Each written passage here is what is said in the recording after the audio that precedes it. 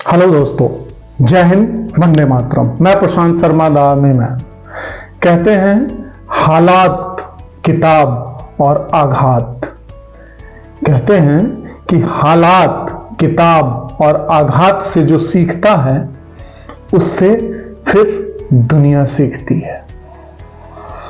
आज एक बेहद छोटी सी और बहुत मोटिवेशनल स्टोरी जो आजकल के हमारे नौजवानों के लिए बहुत ही महत्वपूर्ण होने वाली है।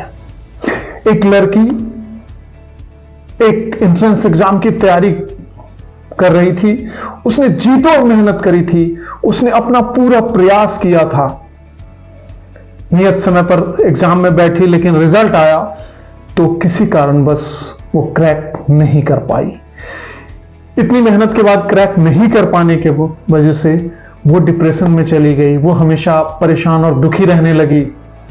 वो घंटों अकेली साइड में पड़ी रहती।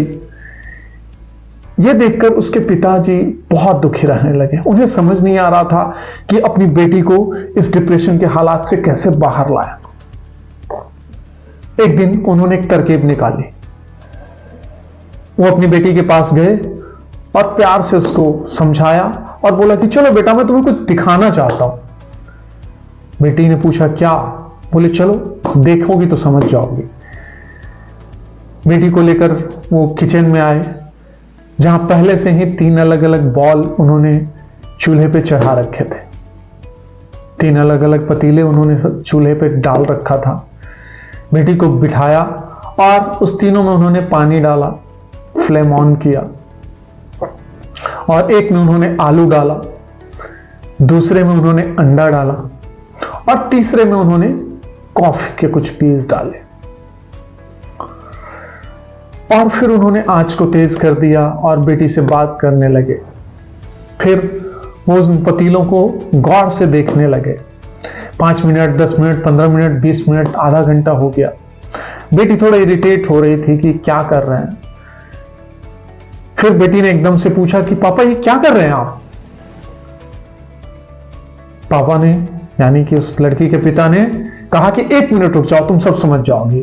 फिर उन्होंने तीनों आंच को बंद किया और एक बाउल में से उन्होंने आलू निकाला और उसको एक प्लेट में रखा। दूसरे में से उन्होंने अंडे को निकाला और एक प्लेट में रखा और तीसरे यानी कि कॉफी वाले मग से उन्होंने एक मग्गे में कॉफी वाले बाउल से कॉफी को छाना और उसको एक तरफ रखा और अपनी बेटी से पूछा क्या तुम्हें कुछ समझ में आया? बेटी थोड़ा डिप्रेशन में थी, इरिटेट होकर झल्लाकर उसने कहा इसमें समझने वाली बात क्या है? ये आलू है, ये अंडा है, ये कॉफी है। तो उसके पिता ने मुस्कुराते हुए कहा कि एक बार इसको हाथ लगाकर देखो, शायद तुम समझ जाओ। उसकी बेटी ने हाथ लगाया तो देखा आलू मुलायम हो चुका है, अंडा हार्ड हो चुका है।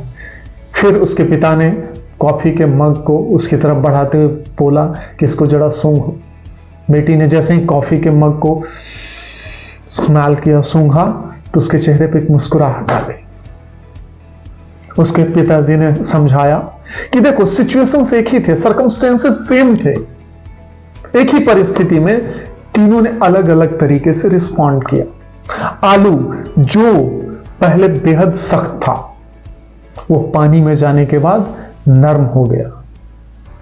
यानी कि वो पहले तो बहुत मजबूत दिख रहा था, लेकिन जैसे ही वो खराब सिचुएशंस में गया, वो टूट गया, वो हार गया, वो बिखर गया।